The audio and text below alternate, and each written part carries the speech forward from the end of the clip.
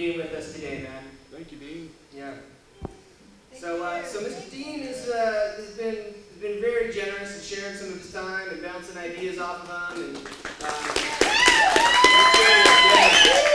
so we're most appreciative. Most appreciative of Mr. Spencer being here with us as well and helping us out as well. So anyway, Dean, we're just going to kind of open the floor here for a discussion of all these different issues that you excel at.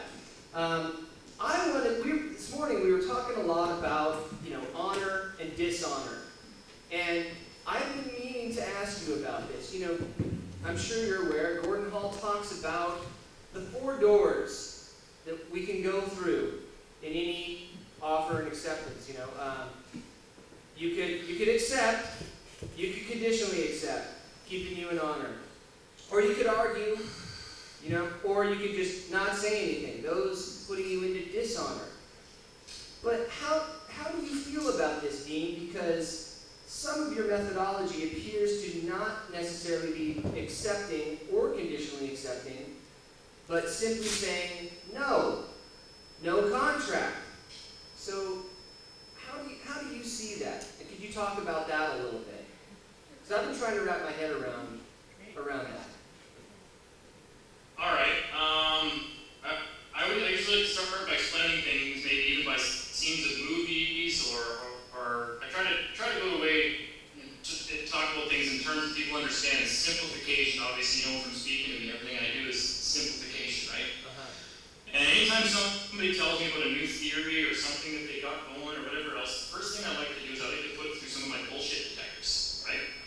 And although I do agree with the conditional acceptance thing, I've seen the one end of conditional acceptance, which is, I accept your offer on the condition that you can prove this, on the condition that I can prove that, on the condition that you say this, on the condition that I can do this, and on the condition that we both can flip backwards 3 times and do cartwheels with the friggin' hat in our head. And then it's just like, are you kidding me? Like, does anybody really want to get into this argument? And then I go the other way with things, and I say, okay, it's okay to say, well, I conditionally accept your offer on, if you can produce a contract. That's a simple way of saying it, but really, if you think about it, not everything is a contract offer. Like, if somebody walks up to me and they say 3 words to me, and even cops speaking to you on the side of the road, they are trying to get a contract going with you, but not everything they say or do is a contract offer.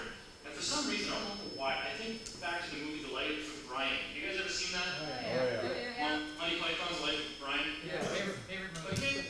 Like, he's walking, he's walking through all those stores where there's all those shopkeepers, and everybody's trying to sell him a gourd, or they're trying to sell him something else, right? And every time someone walks up to him and they say, here, you want to buy a gourd, he doesn't turn around and say, well, I conditionally accept your offer on the condition you can prove I'm required to accept your offer to buy that gourd. He finally just gets pissed off and turns around and says, no, now fuck off! Right? Yep. No, you gotta do, no! Get away from me! I don't do business with you unless we already have a business relationship together. Leave me alone.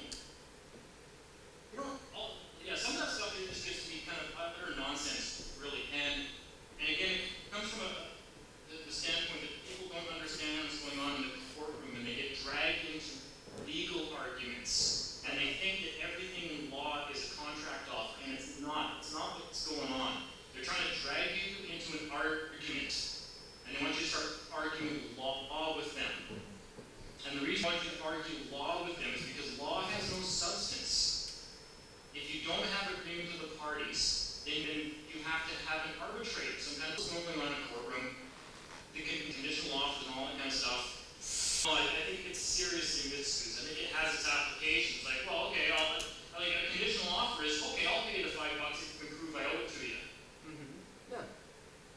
That's conditional acceptance. Yeah, sure. If you claim I owe you $5, I'll pay you. Why do I owe you $5? That's conditional acceptance. Yeah. Right? But all this other stuff that people think that every time a judge is speaking to them,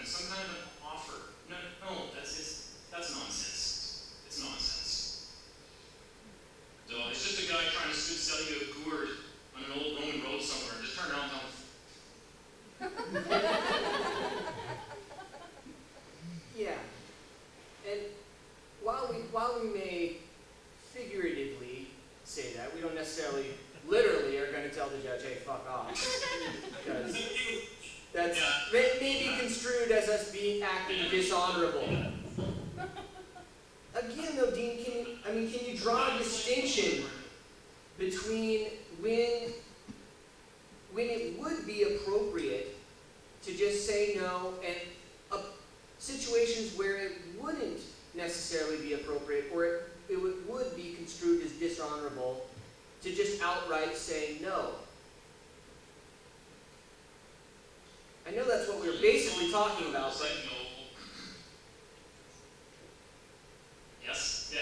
So I think it's only dishonorable to say no is if you really are in some type of a contractual relationship with an individual and they're asking you to settle or to do your part. To perform, to it's do your duty. It's dishonorable to not want to do business with somebody. Mm-hmm. Yes. Yeah. If you swore to do something, you do it. If you've given your word, you keep your word. Other than that, don't do harm and you're good to go. Uh-huh. Yeah.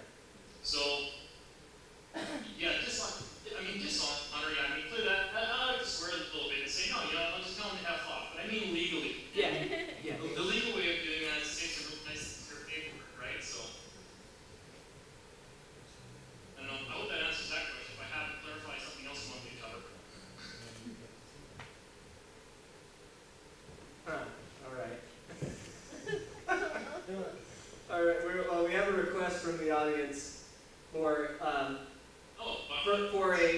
basically kind of a demonstration from you, Dean.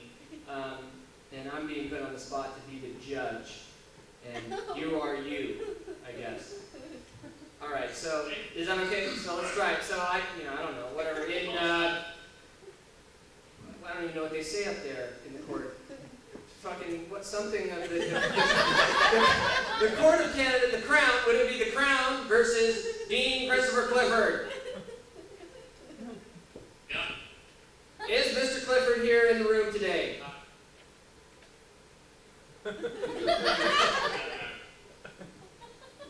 Huh?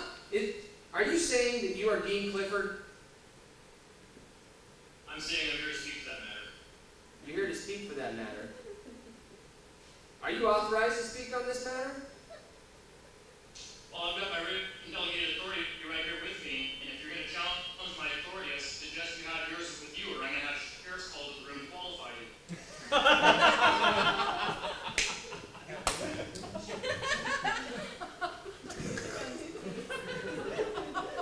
Well, the sheriffs are right behind you, sir. You still haven't given me any evidence that you're qualified to speak on this matter. Can I ask you if you're qualified to speak on this matter? I'm damn sure I am qualified to speak on this matter.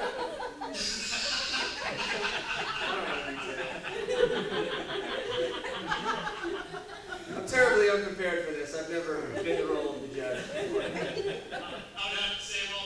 would have to say that since I'm the grantor beneficiary and have appointed myself the duly appointed general executor of that estate, I'm definitely qualified to ask you as a trustee what your authority is to speak on this matter. Sheriffs! We may need you to come here and escort Mr. Dean out of this room. At which point the sheriffs come up right behind you. And that's when you turn around and you tell them, don't touch me. Don't touch me. Back away from me. Yeah. Don't touch me. Do not have my consent. Yeah. Say, on and for the record, the public servant on the bench has asked the sheriffs to physically attack me. Wow. Now we're no longer in a civilized arena, are we?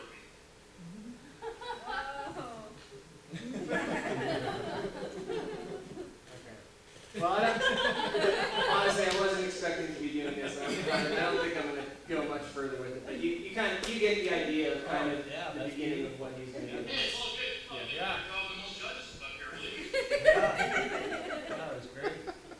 So, yeah, well, yeah, Dean, that first question was really all that I kind of had prepared that in general that I've been holding off, waiting to ask you. But I know that we have a bunch of other folks here that might have some stuff. So who wants to give it a shot here first, right off the bat? Somebody, come on, Mr. Frank. I got one. Mr. Frank's got something for you here. Hey, Dean. How you doing? How you doing? Good to see you. I was looking forward to seeing you here, but hopefully in the future. I was hoping to see you here today, Yes. but hopefully in the future. No. My question is regarding your videos on Free Manitoba. Are you going to upload any more in the future? Yes. My 6-week hiatus from the internet has not been government-induced or threatened. I think a lot of people were even having trouble. I kind of had the feeling I was sending people into court. They were watching those videos that were never really intended to be uploaded in the first place. And they were thinking that was the solution to everything. All they had to do was walk into court and say, I'm the administrator, I'm here to talk to that matter. And next thing you know, they were thinking the judge was going to run out of the room, right? That's not what happened. You didn't know the rest of it. It was just like a part in a series. And people who had to go to court the next day were watching these videos and watching them and just going in, I'm going to walk in there and I'm going to send the administrator and then tell the judge to fuck off and everything else. And just like, oh God. I'm like, okay, I got to start getting some people in trouble here. So I got to start getting some better videos out there. People want to actually do this stuff. It was more intended to be a bit like educational. Like this is how you start and then go from here. Or if you want to learn all about the trust law stuff, it was never really meant to be what people were using it for. So hope that explains it. So answer, yes, there will be more stuff coming out soon. Good, great. Thank you.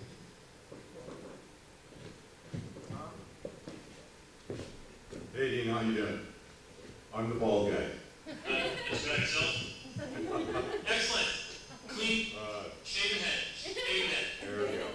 So, I'm kind of, I'm seeing this as something that just anybody just can't watch a few videos and then go actually apply this stuff. It seems like you really have to do some homework to be able to stand in court and have that confidence. So, how about some good resources? Where would you point somebody that walked up to you, like some bald guy, and said, hey, point me in a direction where I can really start understanding and grasping this whole concept? Okay. Yeah, it's been about a 12-year road for me. I mean, since I was 20 years old, I stopped filing income tax returns up here in Canada, and that was when we never even heard of people like Winston Shroud or any other kind of stuff that was going on in the States. Before even the internet was really nothing. There was no websites about this stuff. So we started from ground zero, and back then we didn't know what was going on. Now that I do, I can point people in the right direction. And you're right, there's a tremendous learning curve you have to go through with this. And it seems to be picking up rather quick though, but people have to understand their position here on this planet and their position of where their true power actually comes from. Because you can argue law all you want, but if you don't understand what your real position of power is, that's why most people don't have the same court. They're really unsure of themselves. They don't know law. They want a law sort. Well, what tells me I have all this power? Well, nothing does except for God, I guess. I mean, He put you here, but that's the whole point. He put us here, right? So we're the ones that have the true power. And we just got to figure out the law firms that are going on, what our real claim is. Sources you want to read are, and this is going to sound really strange, but one of the books that gave me the most amount of strength that I've ever had, when I read it, I just went, oh, I know not to be afraid in court anymore. And that was, it's a book written by Ellen White in 1850. It's called The Great Controversy.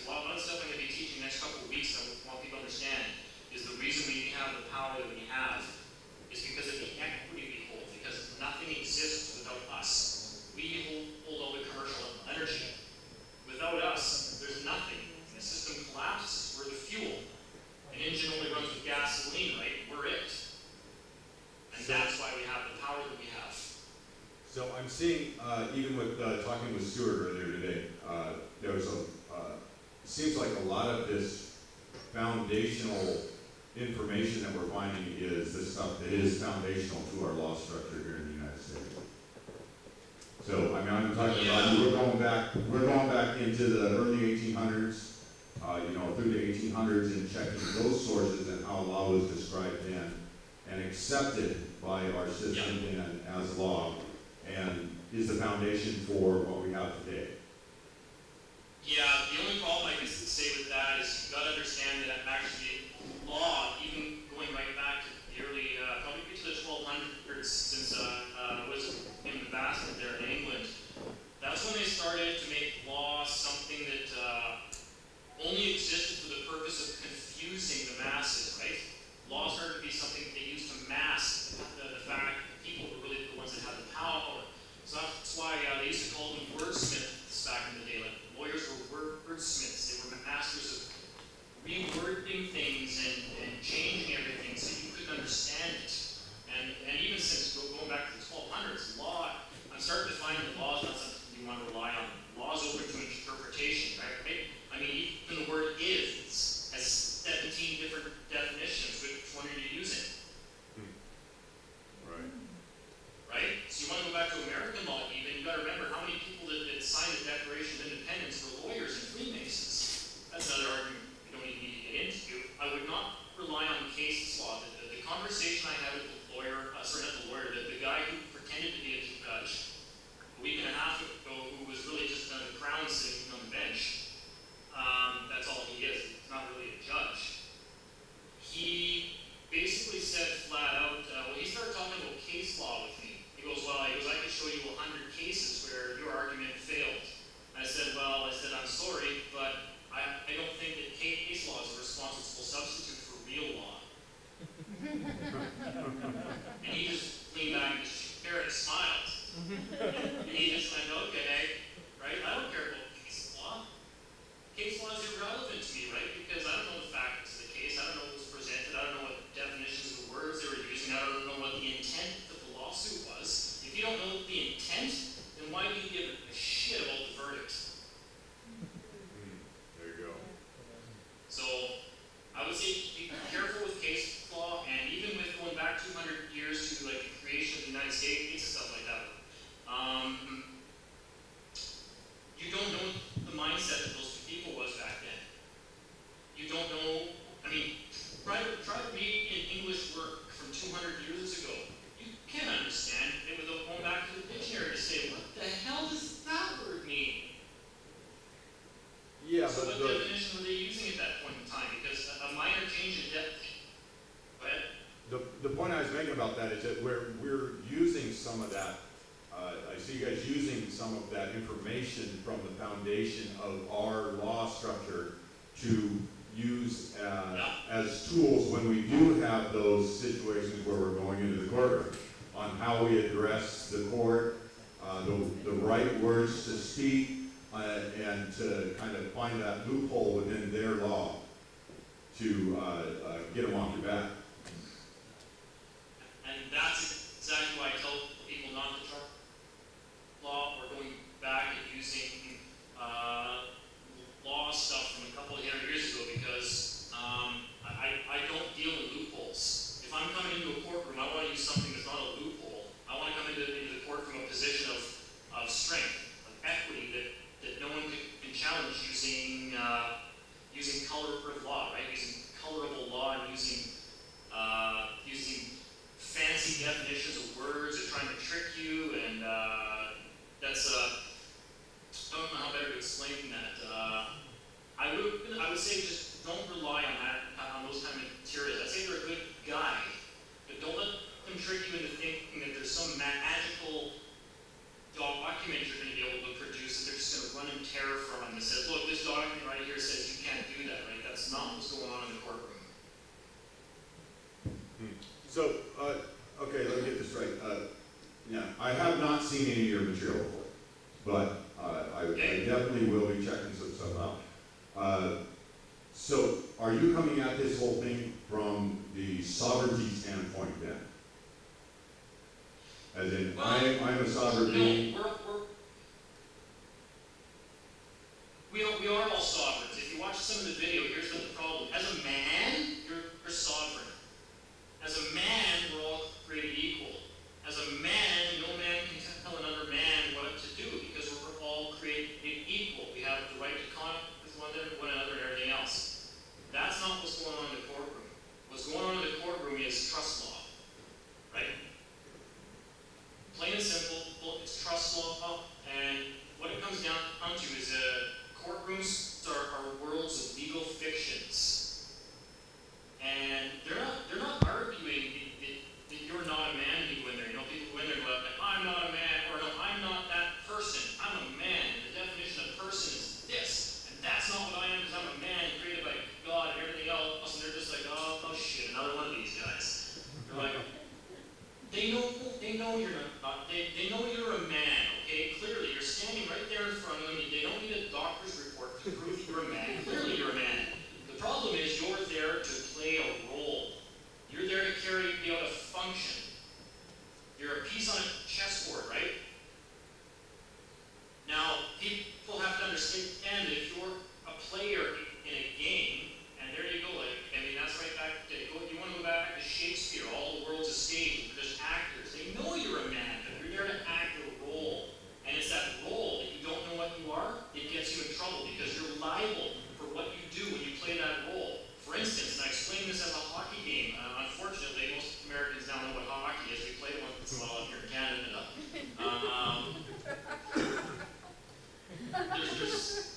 There's five people on the ice, right? You got one guy who's a center. He's playing a role in a game. He's playing a position in a game, and there's rules to the game.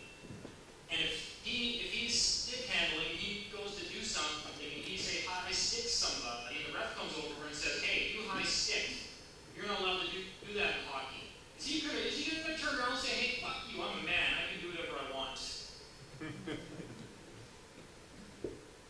No, right? You turn around and say, oh man, that was one of the rules of the game. I wasn't supposed to do that. Yeah, I definitely get The your rules of point. the game say that me as a player, I can only do certain things. Oh, Okay, I'm going to yield the mic to somebody much with a lot more hair than I do.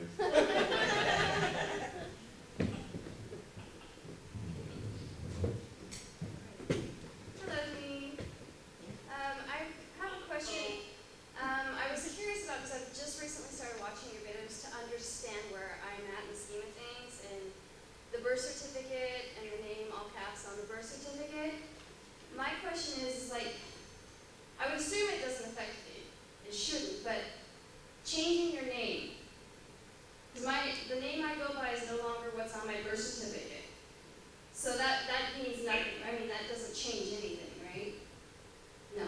But the other question on it now is, I'm curious now I have to carry around two documents, a birth certificate and now this legal document that a judge signed that changed my name.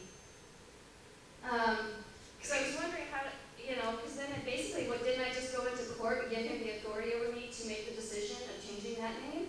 Should I not have done that myself? And does it really actually make any difference? No. That is never, ever, when the court make that defense, that's not my name. That's not what's going on in court, okay? The name, again, the name of the sport is hockey. And inside that, beneath hockey, you've got hockey players. So the name that's being heard before the court, the all capital letter name, it's a name. It's a legal fiction. It's trust. And there's rules and there's positions within that trust. And you make up one of those. And there's a name to the positions. So you can name yourself certain positions. You can play roles within that trust. You can't just go there and say, I'm not that name. Yeah. Because you perform a function within that name. That's all that's going on, right? Okay. And as a woman, you could call yourself something different every 5 minutes. Yeah. Okay. Right? Well, Yeah. my name as a woman is this, but when it comes to the all capital letter name, the name of the trust, this is the function that I carry out. It's not important what my name is.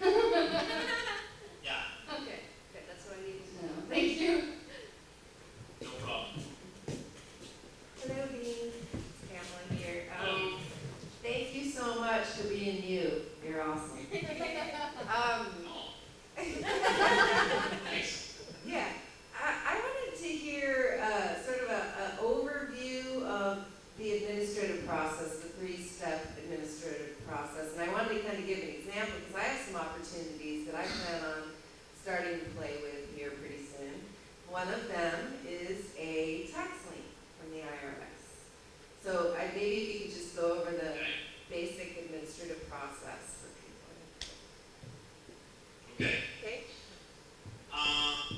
Now, are you going to be disputing the IRS lien? Yes. Well, Yes. yes, I am. I'm disputing that I owe Is them it anything. okay? You don't owe them anything. I don't owe them anything. The name The name, The name my does. straw man See, or whatever. correct. Yeah, correct. Actually, the name doesn't owe them money. What they're doing is the IRS is performing a function for that name. They're one of the functions within that name. Okay? And the IRS has come to the conclusion that the trust doesn't owe something or have to pay somebody or receive money from something. What's happened is that's all. God, see, without really getting into it, I could just come right out and tell you that what happens is the IRS is actually admitting to owing the beneficiary of that estate paid money. Oh, really? They're actually trying to pay. I accept. So the lien's not a bad thing. In fact, if anything, you should be contacting them from a position of authority, and I can tell you what the hell all is. That requires more explanation. I'll probably need a whole weekend for that. If you contact them from the proper office, you can order them to pay out the amount that's owing, the excess. That's the whole point of the IRS. You know how the American government allegedly owes $16 trillion, I think you guys are right now? And just because the American government says that they owe $16 trillion, for some reason all these American people think, oh man, we're the ones that owe that, because the government owes that money and we all owe that. So they start saying, oh man, we all owe $160,000 per man, woman, and child from the day we're born now because of what the government owes. No. American government owes that money to you. We are the creditors. You're not liable for it. That's money they borrow from you. They to you. You are the creditors. There you go. I don't know how people have this confused, right? So it's all trickery. The IRS says, oh, this much money is owed, and they come after you. And the question people don't ever ask is, well, wait a minute, hang on. Are you claiming to be the creditor of that money? Because only the creditor of that money would be owed the money.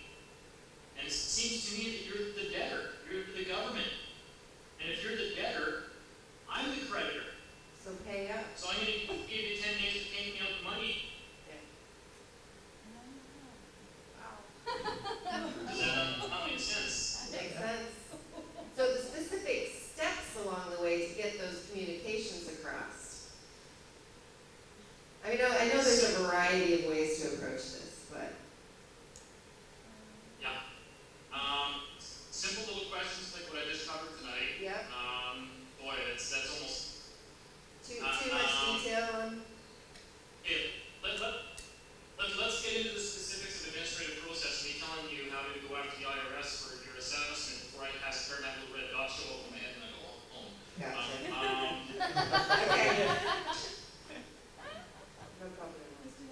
Administrative process is exactly what it says it is. You contact the other party administratively from, you have, remember I was talking about roles a minute ago. You have to have a role. You have to assign yourself a title of authority for that name. And you are not that name, but you are positioned within that name. Say, if you watch the videos, I always tell people, I refer to say Microsoft, right? You can't be Microsoft. You can be one of the directors. You can be the president of Microsoft. You can be the general executive of Microsoft. If you're going to be somebody within a corporation, you want to be the top position. So the And first that's step in the is videos. So when you start, you don't need to prove to them who you are, by the way. You just contact them as that. They can even try to rebut your position. so step one is to establish your standing with them. So they know who you are and who they're dealing with. Status. Status. Okay.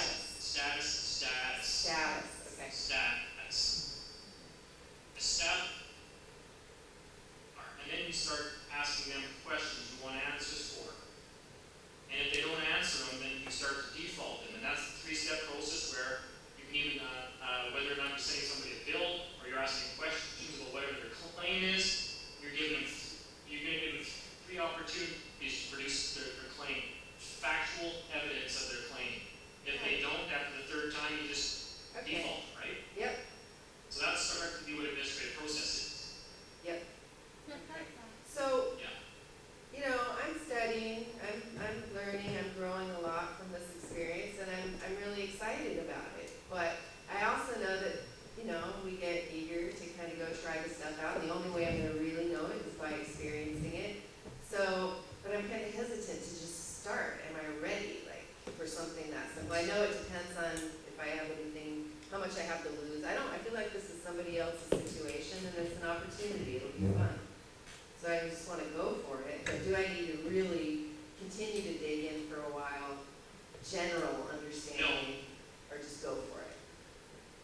Just go for it. I'll tell you why. That's the best way to learn is just jump in, just go. Okay. Just do it. You're not going to really. Otherwise, it's all just theory, right? Yeah. It's all just theory until you try practical application. Nice. Yeah. Well, that's what I'll do. Thank you. What's the worst thing they can do to you? Kill you? I don't feel like there is anything they can really do to me. I just think it's an opportunity to learn. There's not. No. This is what I keep telling people. The worst thing they can do to you is, aside from killing you, is throw you in jail. And believe me, I've been in jail. It's not that bad. Or I say, yeah, no. I'm like, yeah, that wasn't all that bad, but I started teaching Indians their rights. It's pretty cool. Yeah. Well, they don't really want me back there a whole lot now.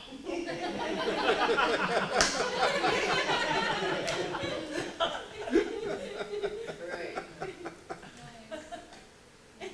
Right? What else are they going to do? They can kill me? Well, guess what? I'm going to die at some point anyways. Yeah, I'm not I really can assure you, I will die one day. So I'd rather do some good before I get there. Absolutely. All right, well, thank you. Jump in. Yep, I will, immediately. Hey Dean, my name's Daryl. I just started watching. Hi. I just started watching your videos actually a week and a half, 2 weeks ago, and really profound your stance philosophically about who you are. It really opened up my world, and I get that's the point to start from. I guess if anybody makes a pitfall in this whole process, it's to forget who they are, or to not ever get where they're coming from. And so I love that that's where you keep coming back to, because for all of us in this community, that's where we stand anyways.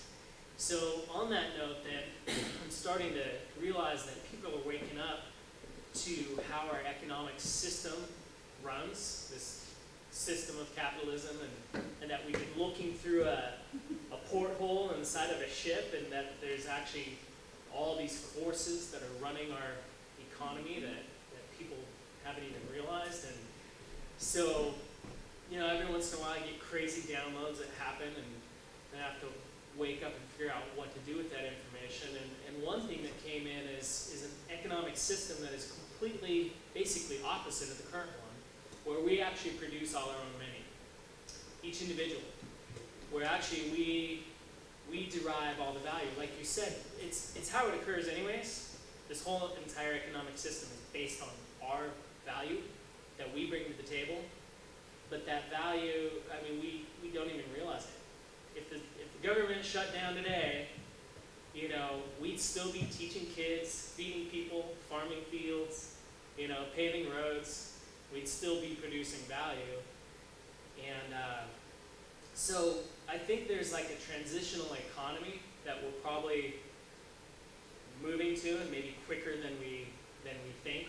One maybe starting with barter and trade, and then I think producing our own money, and then eventually we're just literally, I meditated 15 minutes today. That's worth so much, So can you say kind of what your broader view is of, because I don't know if people are going to wake up fast enough to kind of take hold of the current system. I almost feel like we need to transition to a parallel system.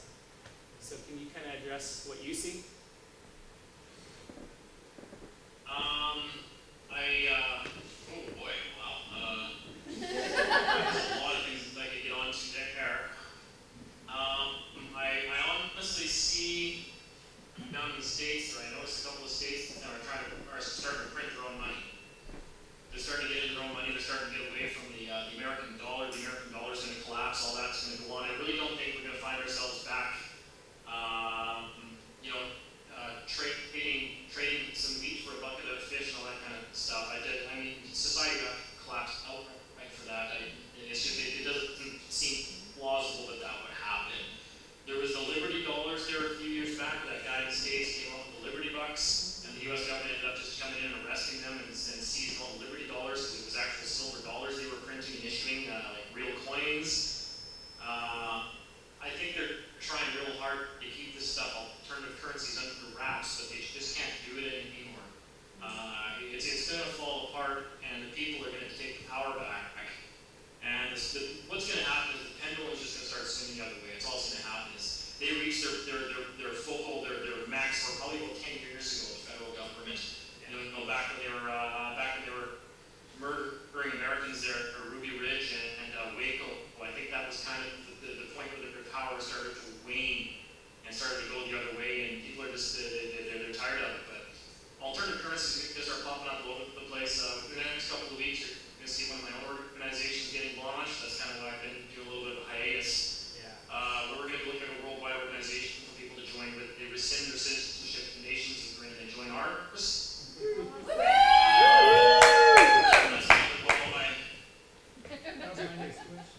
Yeah, it's going to be something that's going to be unlike what man has seen before. I'm hoping we'll see. I'm talking to a lot of different groups around the world right now, so we'll see what happens. But you know what?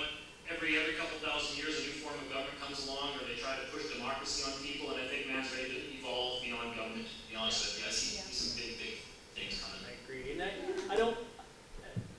Yeah, we should.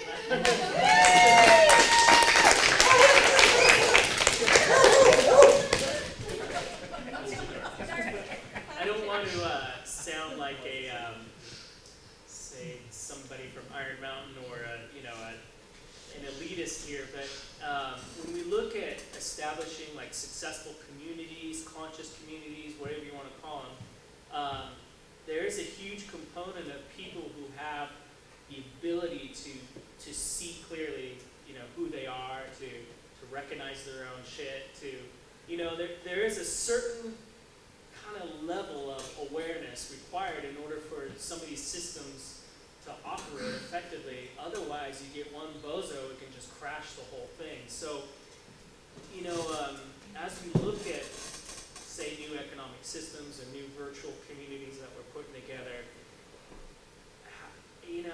I just don't see every Tom, Dick, and Harry being able to jump on board. So it's kind of like you need some big clutch to be able to bring people in. But I mean, do you know kind of where I'm getting at?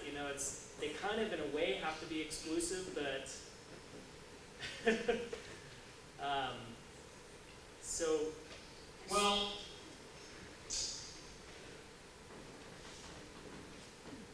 I don't know. I don't know if you want me to answer to that. Well, I mean, I think there's a danger of, okay, what's more important, the human or the system?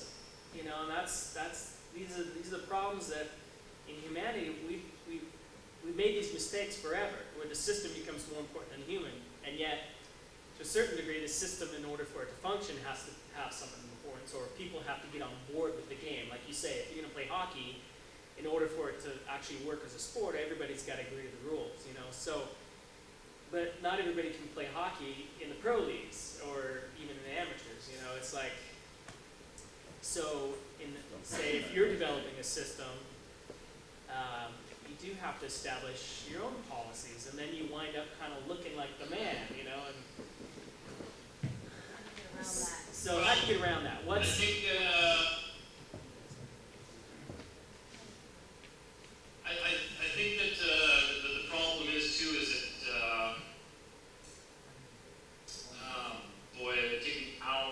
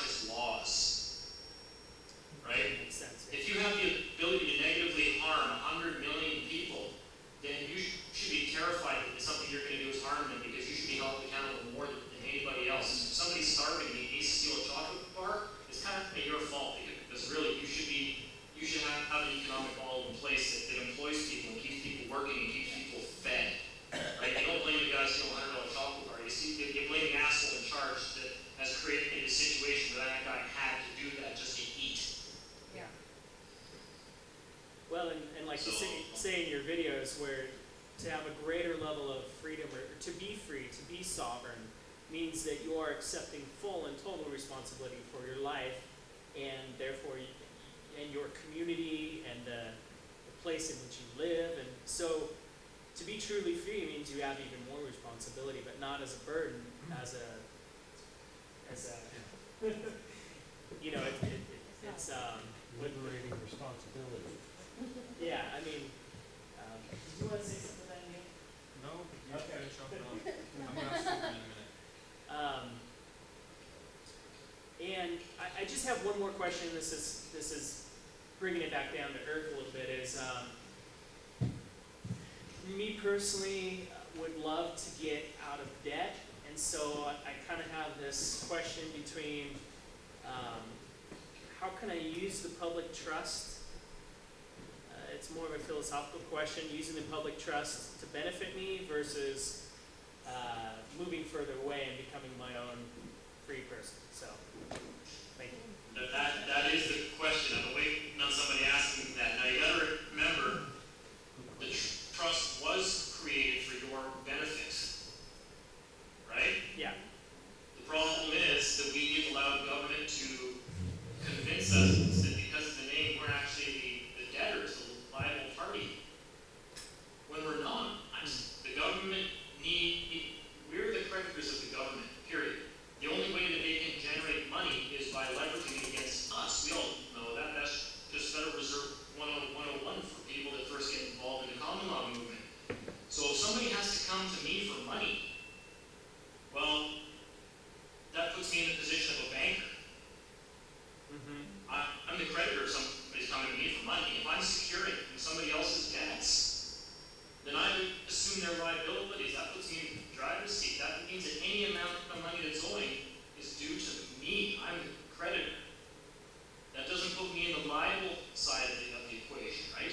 That puts me in the creditor side. And that gets into what I was just talking about there before, was when the IRS sends a notice that there's that amount of money owing. Well, okay, that sounds pretty good because I'm the creditor of that name. You guys use that to borrow all sorts of money. So if any money is owing, I'll read the laws of equity. The laws of equity says all equity must return to the source. Where's the source of equity in your trust? Well, Right? yeah, right here. Now, I get that relationship to say, I get that relationship to like an IRS lien, but you know, I engaged in debt with a private creditor, you know, a company to help fund my business, and I'm not able to sustain that currently. So, and I want to be honorable with that company. But I'd love a little help here, U.S. corporation. Okay, but that wasn't Bank of America, was it? No, heck no. These guys are great. Time investment, actually, they're phenomenal. Okay. Hey, you know what? From the most honorable standpoint, if you gotta remember, there are still a lot of companies out there. I know, especially like say down in Texas, there are actual banks down there that really do loan their own assets to their clients. Those banks are still around. They still exist. So a lot of times you're dealing with a company, they may have actually loaned you something, even though you signed contracts with them and everything else, right? Yeah. And I hate that like I don't like the movement that's out there. People that are trying to, you know, buy $20 million real estate deals and issue promissory notes, and they want everything for free, and they just they're trying to use this whole system for get rich schemes. You can't do that. That's not the way it exists, right? It wasn't built. The system wasn't built for us to be able to do that. Yeah. I mean, I highly suggest just going to your to this company and just saying, hey, look, you know what? 40 million Americans are unemployed. We're all broke. We got no money. If the money is for a mortgage regarding your house, just say, look, what can we do about renegotiating the amount of money that's owed on this mortgage or something? Because I'm sorry, I got to tell you guys, even if you're foreclosed and take the house back, number one, I'm not moving out because you're only taking title, not equitable title. And number two, you're not going to sell it because it's going to be one of 40 million other homes up for sale in the U.S. right now. And I'd rather just keep paying my loan. I'd rather keep paying, but we got to renegotiate the amount of money that's owed. So you can do things like that. Yeah. I know people that have gone to their bank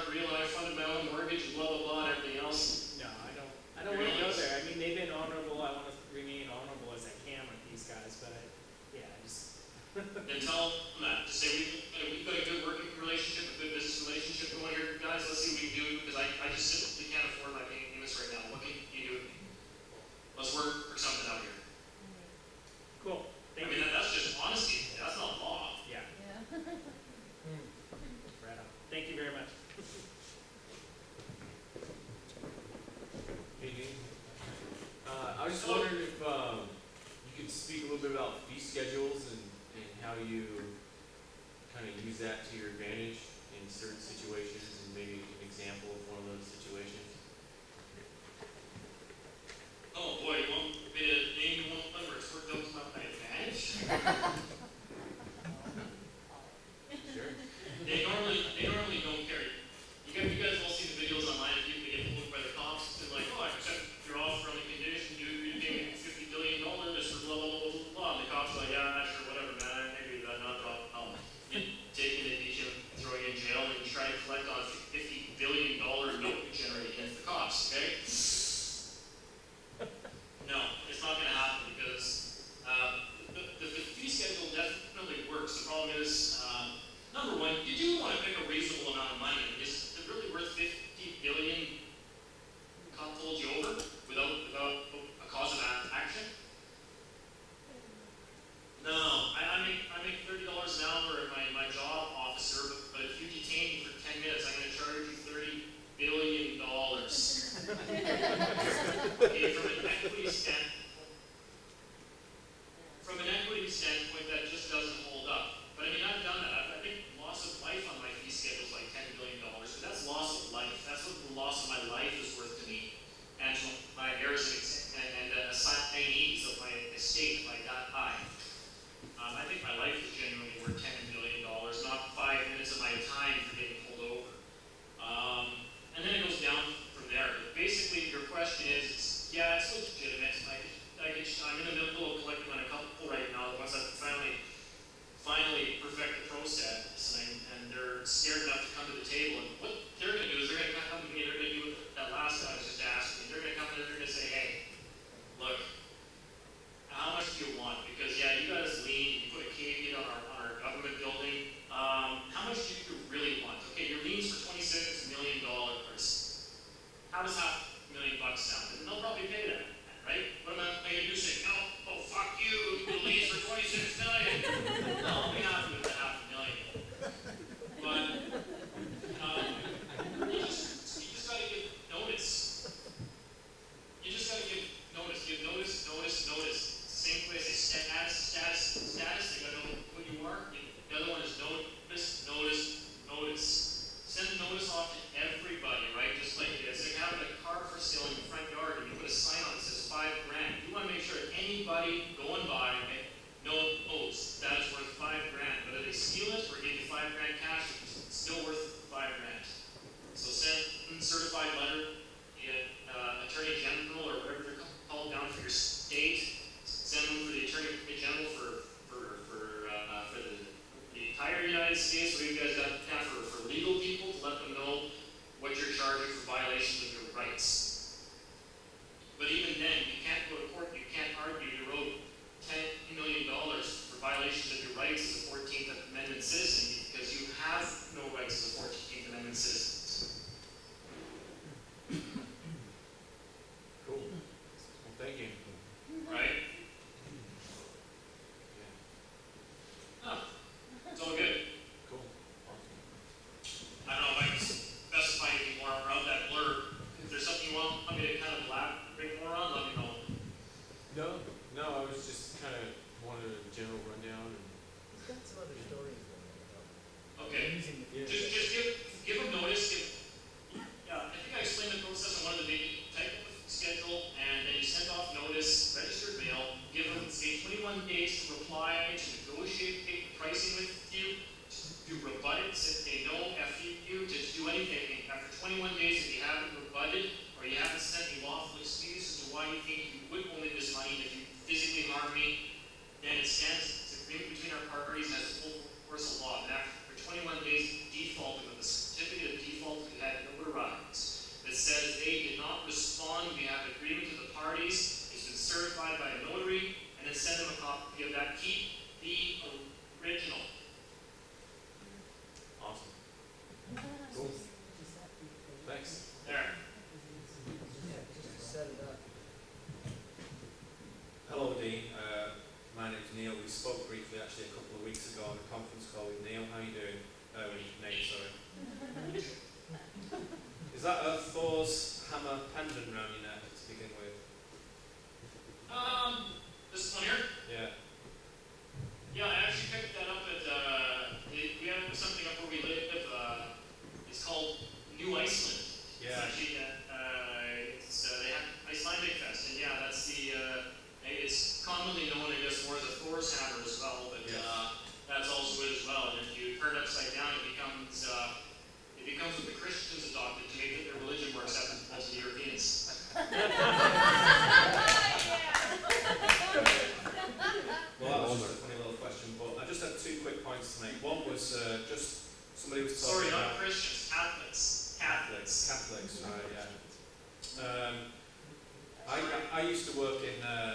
in a little legal company, I don't know, 15, 17 years ago. And my job in the company was that anybody who had crashed their car without insurance, we dealt with that. And just a comment just to share with you and share with the audience, the secret sort of doctrine really in the law firm was it doesn't matter what they pay as long as they pay. And some people have negotiated their payment at literally sort of 10 pence a week, you know, which is virtually unnoticeable. And although it seemed ridiculous, it was actually accepted. So just from my little corner of the world way back when, it is surprising what can be negotiated against a debt. You know, they don't want you to know that, but secretly they'll accept tiny, tiny amounts. So I just wanted to share that. The broader question is, I'll ask you a question that I often get asked. I mean, a sort of pivotal part of what you're doing is saying, okay, people, let's claim our sovereign power and let's be our own authority, right? Yeah. Yeah. Are you dealing from your own personal point of view and trying to bring people to that realization, or are you just sharing that with people who've already figured it out for themselves? I'm honestly trying to help people to go around what we spent a decade trying to learn, and that's what's really going on. I mean, you don't have to spend a decade learning a bunch of shit that's irrelevant to then go, oh, okay, no, this is the real deal. I should concentrate on this, right? Yeah.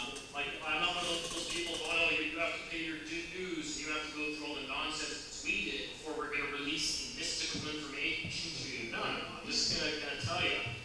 But unfortunately, sometimes also, I don't know what level people are at. And so it's not belittling the people or an insult to their intelligence to try to say you're not ready for that yet, because you really can't understand certain concepts. It's broken the first round. So that's kind of where I was trying to start people with. I don't know if It's a funny thing. I was mentioning to Spencer before that in the UK we have a guy called John Harris, and just indirectly, it's funny because a lot of people who started off in this movement of, you know, real law and real rights and real sovereignty, after a while it leads them to some very sort of paradigm-cracking, spiritual, philosophical roots, really. And have you found that in your work? Unbelievably, you're talking to somebody who was a complete atheist when he was 18 years old. Are you kidding? And now after some of my life experiences, and I started law from the viewpoint that you'd have to be insane to believe in something called a God. We just brought in a box when we die. And my journeys through law have led me to believe there's no doubt that there's obviously this I wouldn't even get into a debate what you want to call him or it or the divine, if you want to call it that, but just life experiences and my search in law has led me to believe that there's no possible other conclusion, period. So everybody has to come around to spirituality in the end, yes. Yeah, that's great. Thank you. Thanks, Steve.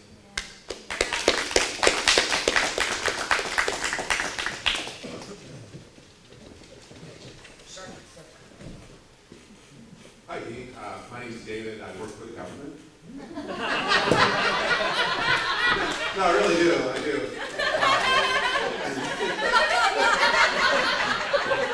But really, that's more of a concern for me than it should be for you, because I work as like a programmer analyst, and you know, I mean, the worst I can do is maybe fudge some numbers and some data, but that's not even good. I mean, that's not relevant. But the bottom line here for me is, by taking a job with the government, have I relinquished any rights? No. That's a bit of a source of contention I have with a lot of people, but in the end I would actually have to say no.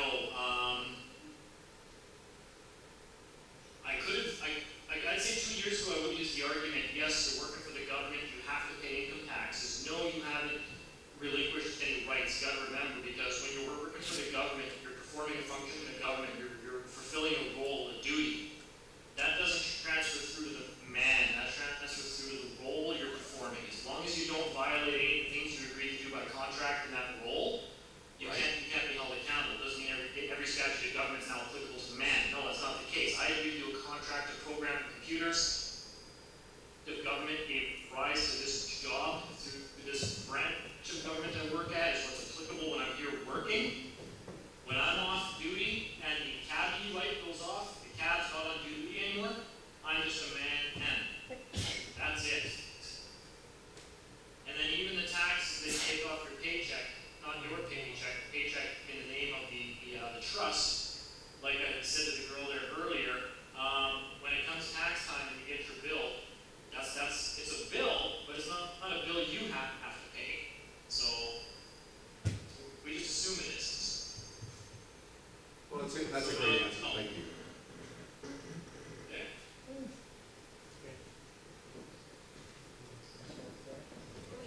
Oh, yeah. Hi, Eve. I'm short, so I gotta be around. I also work for the government. Except my rights have been. I was about to say that to meet you. I am a dam operator and a power grid operator. They had me sign an agreement that in case of emergency, I'd be available. With that agreement, they put me in Homeland Security. They told me that at any crisis, anywhere in the United States, I can be called in and I will have to work until they say otherwise. Do you want to do that? No, I'm trying to get retired and get kicked out of there. Then go find a new job. If you don't want to do it, then get out of that contract. Say, I don't want to be a part of this. If they, I'm assuming if they made you part of Homeland Security, you would have to sign a new agreement for that? I refused it, but they said it didn't matter. Oh no, that does matter. Absolutely that matters. No, yeah. I didn't agree to that, so no, I'm sorry. So if you're going to force me to do that, now we can get into all sorts of universal, like human rights abuses. Like, no, I never agreed to do that. That's not a contract I signed. You can ask if you want to leave. I mean, that's tough to answer. No, you can't be forced to do anything. You can sign contracts, but even then, if they told you that you have to sign it, or else we're not gonna, we're gonna fire you because you have to sign this contract. Well, then the contract you signed was not voluntary in the first place. They threatened your career, right? They took me So to you the can line. always say that. You can always protest things under your, yeah. Yeah, but I would say if it's starting to make you uncomfortable to the point where you're just not happy with what you're doing anymore, then find a new career, it's not with the government. Okay, if I after don't know what else to say about that. if I get retired, will that get me out of the contract? Oh, I would assume so. Make that one of the conditions. Write that right in there. Like, be honest with them. Just say, hey, just so you guys are aware that if I'm retired and it voids the contract, I'm out and I'm done. This contract is null and void as the terms of the retirement. Write that right in there in the simplest possible terms of English language you can use, so there's nothing left to interpretation. I will do that. Thank you very much.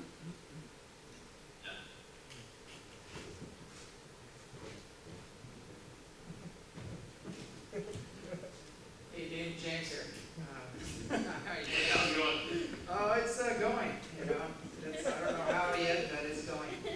But anyway, I'm really fascinated by what you're doing here as far as after dealing with the system and with the establishment and everything else and finding out that they're fundamentally crazy and have these power trips going that make no sense whatsoever. One of the ways out, I mean, I like the way the sovereign man thing, but what about becoming an island or becoming your own country or things like that? And that's what you're working on right now. I'm really fascinated about that. And I know several people, a couple in this room, have access to radio shows and everything else. We'd just love to bring you on to talk about that movement. And it would just spin off from there. It would, I know it would go crazy, but can you talk just a little bit about that on how you do become your own country or become an island?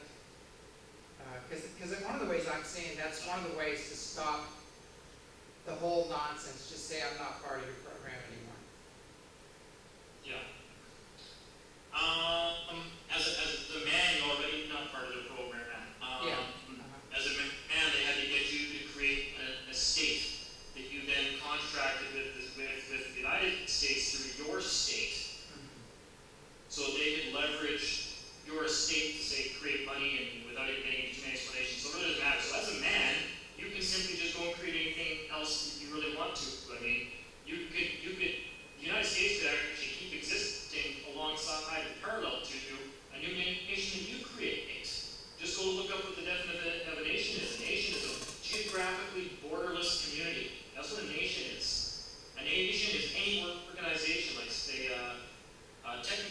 speaking, by definition, a union, a trade union, is a nation.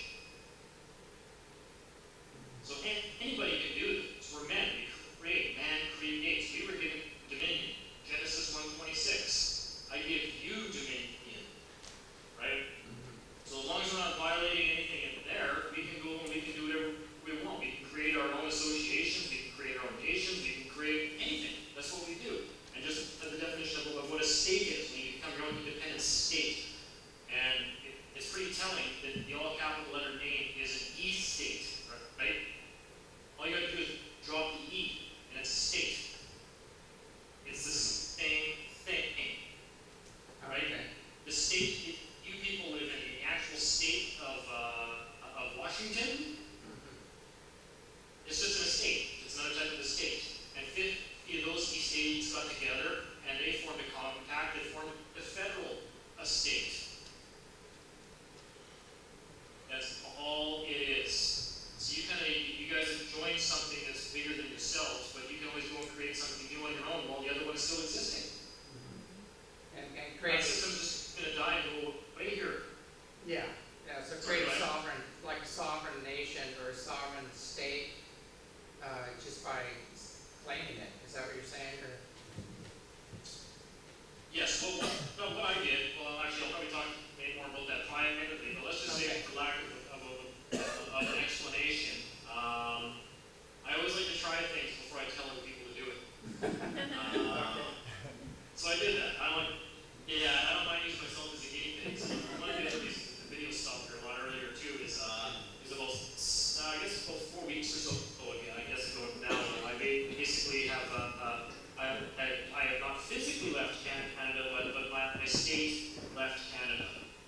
And I now have a foreign state, my own sovereign state, that is foreign to Canada, because Canada doesn't have a geographical land base.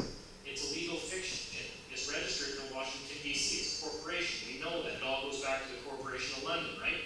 So I have more right to claims in the geographical area known as Canada than the actual corporation does. So I basically, I don't want to get into that, but I've done it, and yes, it works, and yes, they recognize it, and yes, they know who you are. They just don't want you to figure it out. Okay. I'll go weekly with that. Right? Great. Yeah, that's something that's coming down the pipe, I guess, but that's, instead of doing live web streams about that, that's probably going to be something that's dealt with a little more privately. One thing that I'm well aware of is that people don't like it when you fuck with their slaves. Yeah. Yeah. Exactly. All right, thanks. Yeah, we'll be in touch on that. Okay, Hi, Dean. Dan Jacobson here. Just a follow-up question on that same subject, thinking a little into the future. How big would your nation have to be to get rid of, say, the 576 controlling people in the government, basically? So so your nation can start being the predominant one that controls them.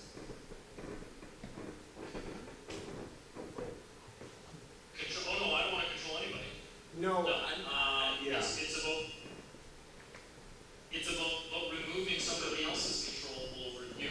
That's Right. the important part here, right? And well, like I told that last lady that was up here, that if she doesn't like the control that her workplace has over her, what does she have to do? Quit. Right. Leave. It's all voluntary. We're not here by force. Just leave, but give notice you're leaving.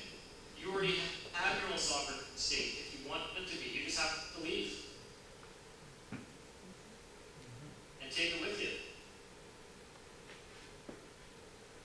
What about the hurdle of they're going to want to hold on, they're not going to want to stand down? Okay? It's this creditor nation. You hear all these rumors that everybody, China's going to invade and take over the United States. Mm-hmm. And I laugh about that. I'm like, the United States actually really owes all that money to the American taxpayer. It's like, no, wait a minute, dude, that's here. Right? So people have to figure out that part of the equation before they start then saying, creditor, you're the one in power, you're the bank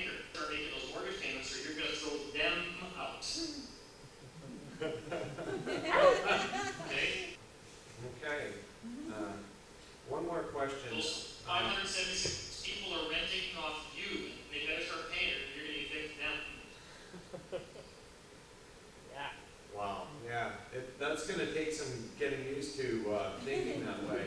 I'm new to this, and so I'm understanding your concepts though.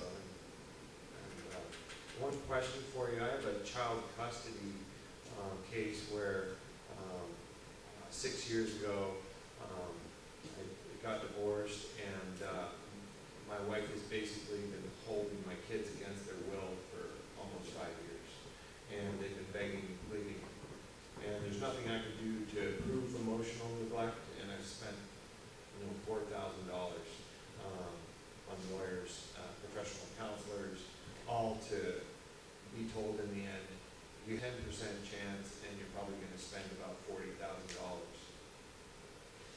to be able to prove emotional neglect and have them live with me. Okay. Full custody is something you're probably never, short of proving that the mother is actually a crackhead and incapable of raising children, you're never going to get full custody of your kids unless she relinquishes it. Because you both have equitable claim to the kids, right? And equity is the key here. You want to remember that. Nothing to do with the law, right? You want to come at this from an equitable standpoint.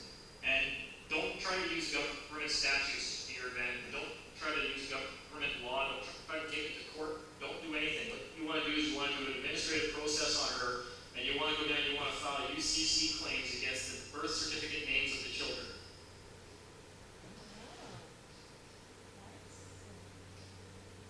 Right? Okay. And that's going to be a UCC 1 form or whatever. There's people in the States don't worry about that kind of stuff. I've done them, and they enforce those kind of things, right? Because you want to establish an equitable claim to the property, number one. And the state can't get involved in that. And you don't want to get into a contract with the state where you're going to court and you're using statutes and allowing everything to mediation of some judge. You don't want that. You want to get kids. You want to go around the courts. You want to come at it from a position of equity. And you got to remember, did you have a marriage certificate with your wife? I did. Yes. Okay. I guess you always do.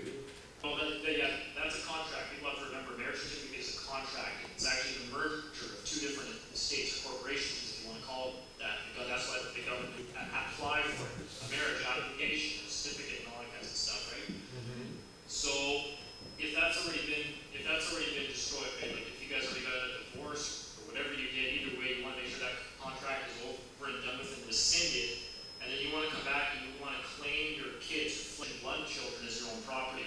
Because you got to remember the definition of children in their law books is basically a person. It's a corporation. Again, that's why they have birth certificate names. When you go to court, the state's not dealing with a matter between flesh and blood. It's trying to decide on who's getting, based on corporate law, custody of legal fictions, for lack of a better word. So don't go through them. But the other part you got to remember is your marriage contract actually grants the children as wards of the state, property of the state. Because the state is what bears the fruit of your corporate merger or your marriage certificate. So the state basically almost claims them as their own property. And you want to rebut that also in your UCC 1 document that claims the equity in them to say, no, the state's got no claim with them, they're mine. I'm first lien position for those kids, that property, they're mine. Establish that, and then start going getting sheriffs and stuff like that to they'll collect them for you like they would a car. Really? Okay, it sounds kind of dissecting, but that's the way it works. Okay.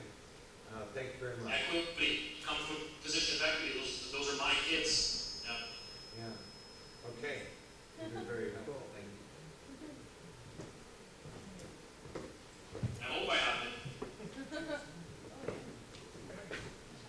you go ahead. No, I had my turn. I think it's I'll go after I you. sort of feel like my questions are kind of getting answered in Okay.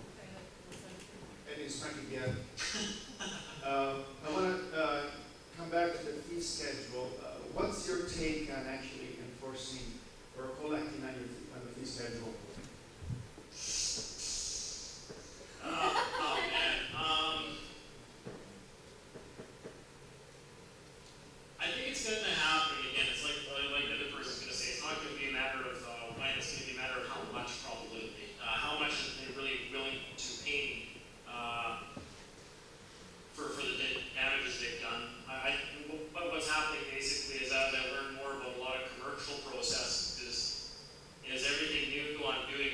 turning up the screws a little bit more on them, like a torture machine. So eventually they're just going to say, oh, for Christ's sakes, all right, how much do you want?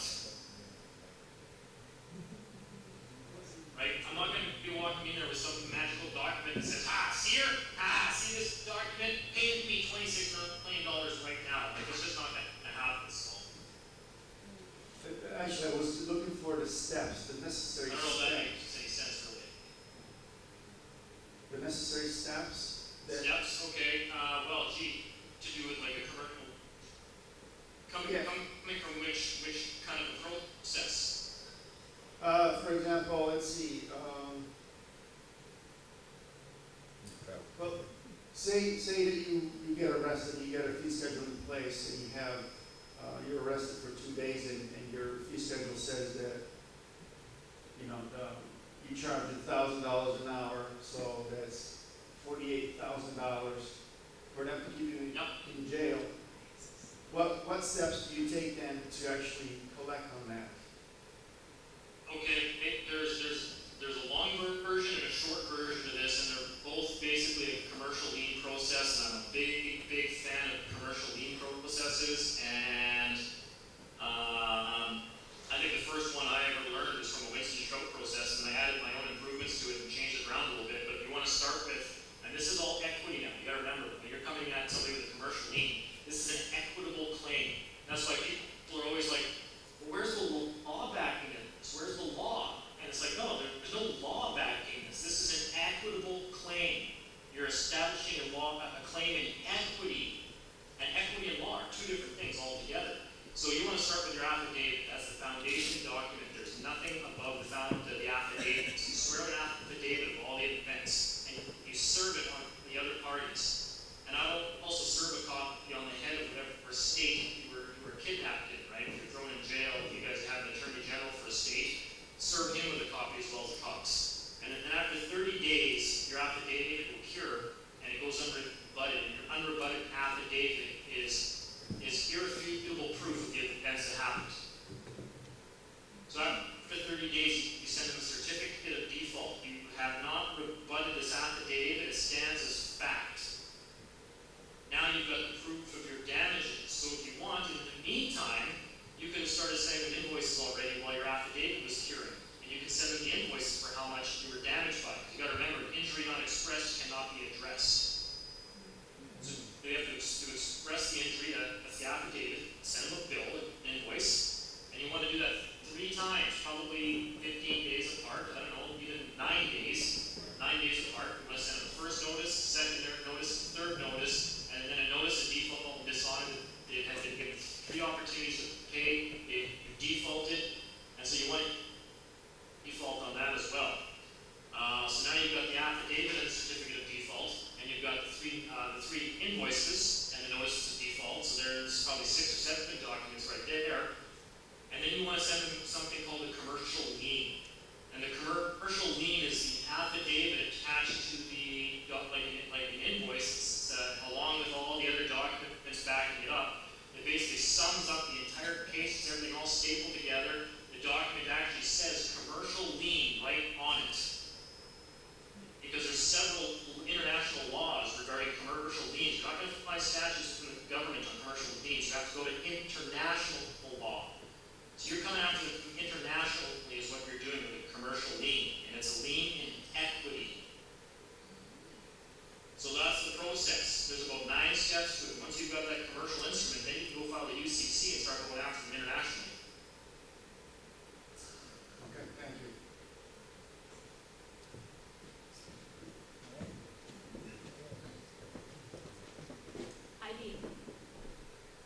Hello. So we've talked a lot about getting ourselves, digging ourselves out of, I guess, this illusory debt hole. But sort of on the other side of that, creating something new, like a new business entity, or there's just a lot of people with a lot of inspirations who are going to want to have no option other than to go to become more of an independent creator rather than like working for the man, I guess. What my question is do you have any advice as to how to posture yourself and to come at it with the right perspective when you're on some sort of entrepreneurial endeavor, creating something from scratch. Yeah, well, I mean, we're men and women. That's what we do best is create, right? Yeah. So, I mean, from an entrepreneurial standpoint, something you like to do, start there. I mean, nothing in life is worth the money unless you actually enjoy what you're doing. Otherwise, you're just a slave like everybody else. And most people like to do something that's, you know, a lot of these underground economies that are starting to do with farming and farmers markets and getting right back to basics is a good way to start any kind of a new system. I would have to say your sovereignty begins and your reliance on the government ends when you stop relying on them for things. Like everybody's like, oh, the government's going to collapse. I'm not going to get this check, and I'm not going to get this. Like all these things that they depend on the government for go away. Oh, good. We don't need any of that stuff anyways, right? If the government can give it to us, the only way that they can do that is from us in the first place. We just cut out the middleman now. We don't need them for anything. Yeah. Cool. I think that's adequately. I asked that to Spencer earlier, and I think that really helped me get more of a complete picture of what I was thinking. Yeah. Well, I keep trying to tell people that. Everybody's like, oh, what happens if the government's gone? Where are we going to get all this stuff from? And it's like, well, what do you think the government has that we didn't give to them in the first place?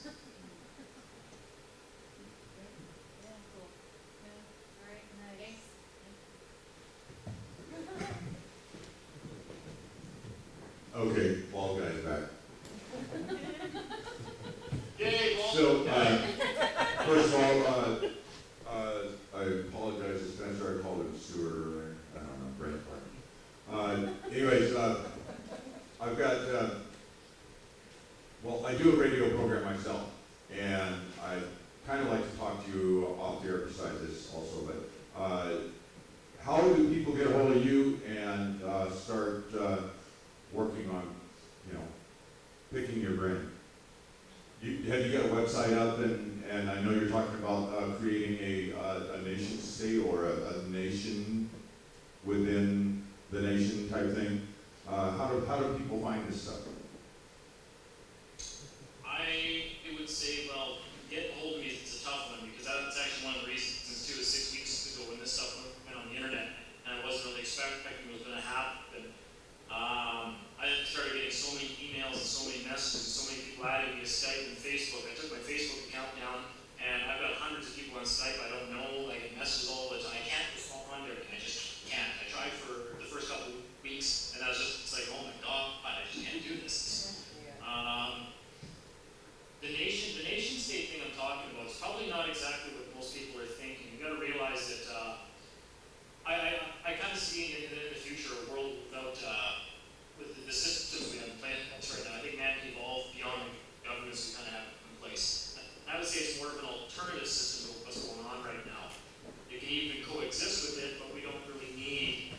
And as soon as people start to take away their need of government, that's when government starts to lose their control. So I think they'll probably just die out with a whimper 50 years from now when these new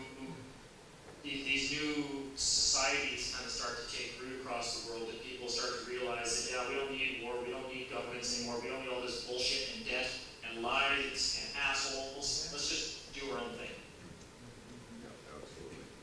So, name of my radio show is 100 Monkey Radio, and I'm looking for the 100 Monkey. And I think this kind of thing, I've got one section on our website called New Paradigm. Yeah, nice. And this kind of information here fits perfect in the new paradigm that's forming here. I mean, our consciousness on this planet is changing. And we have to realize that we have one foot, we have to keep one foot in both areas. You know, we got to understand the energetic and the spiritual side and the physical side. We have to be able to operate here on this planet. So, yeah, this is good stuff. I think it's been a missing part of what we're doing anyways as far as the new paradigm ideas. Well, that's just it. I'll add something to that actually. People have to realize they're not just going to walk away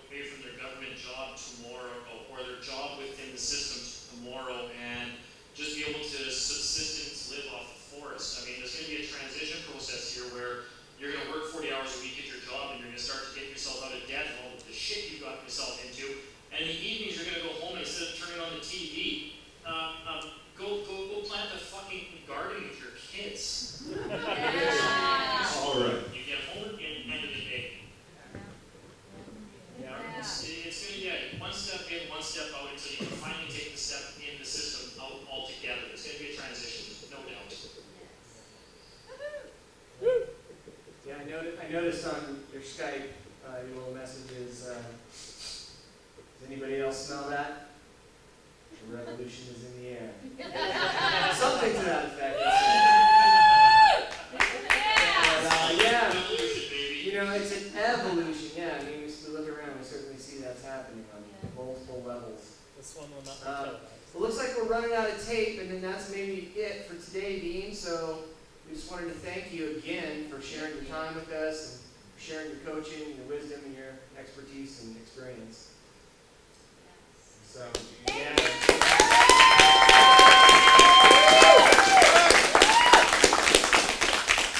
But, dude, we'll be in touch. We'll talk more about some of these private projects that we're working on and everything. Absolutely. Well, I enjoyed it. Like I say, I'm sorry I couldn't be there, but we'll get the stuff figured out here eventually. Yeah. It's not like I don't mind going to jail. It's just if I can avoid it, I usually try to. By all means. I'll get out there here eventually. Yeah. Yeah, we'll get some stuff done. And if you want to give that guy my Skype address there, that's not a problem. And well, like I say, I continue to be surprised that people even want to listen to me speak in the first place. So I'm glad everybody enjoyed it.